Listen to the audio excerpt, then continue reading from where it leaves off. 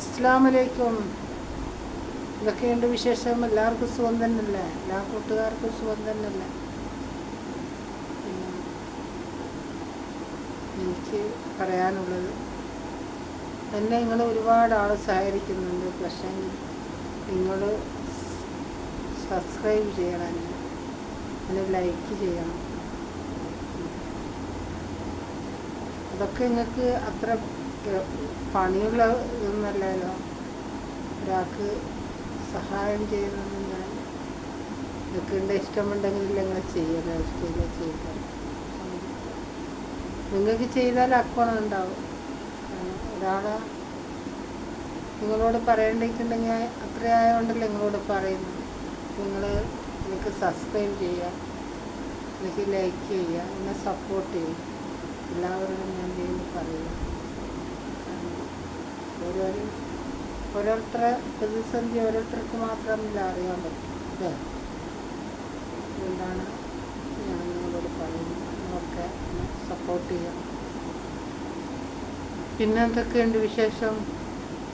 പിന്നെ നമ്മൾ ഒരാളെ സഹായിക്കുന്നെന്ന് പറഞ്ഞാൽ അത് ഏറ്റവും നല്ല കാര്യമാണ്. കാരണം എന്ത് കാര്യത്തിൽ സഹായിക്കുന്നത് നല്ലതാണ്. നമ്മളൊരാളെ കൊണ്ടും ഈ ക്ഷേമം പോലും പറയാൻ പാടില്ല. എന്തിനാ പറയേണ്ട കാര്യം? പറഞ്ഞിട്ട് നമുക്ക് എന്താ കിട്ടും? ഒന്നും കിട്ടൂല. നമ്മളോടൊരാൾ ഇങ്ങോട്ട് വന്ന് അടിക്കാൻ വന്നാൽ വരെ വലത് കൈ കൊണ്ട് തടഞ്ഞു വെക്കണം. കാരണം അവരെ ബുദ്ധിയില്ലായ്മ കൊണ്ടായിരിക്കും അവർ വരിക. പിന്നെ അതിന് വേണ്ടി സ്ഥലം തിന്നാൽ അവിടെ പോയിട്ട് പറയാൻ മതി. നമ്മൾ അടി കൊള്ളേണ്ട ആവശ്യമൊന്നുമില്ല, ഒരാളടിയൊന്നും കൊള്ളേണ്ട ആവശ്യമൊന്നുമില്ല. പക്ഷേ തർക്കിക്കാതിരിക്കുക, നമ്മൾ നല്ലതിൽ പറയുക, അതിൽ ഇഷ്യൂ ആക്കാതിരിക്കുക. പിന്നെ എന്നിട്ടും കേട്ടിട്ടില്ല, നമ്മൾ എന്ത് ചെയ്യുക? നിയമത്തിൻ്റെ വഴിയിലേക്ക് നീങ്ങുക. അല്ലാണ്ട് മറ്റുള്ളവർ നമ്മൾ അവരോടും ഇവരോടും ഒക്കെ പറഞ്ഞിട്ട് എന്താ വലിയ കാര്യമില്ല. ഇതൊക്കെ വലിയ കാര്യമില്ല. നമ്മൾ ക്ഷമയിലാണ് ഈമാൻ.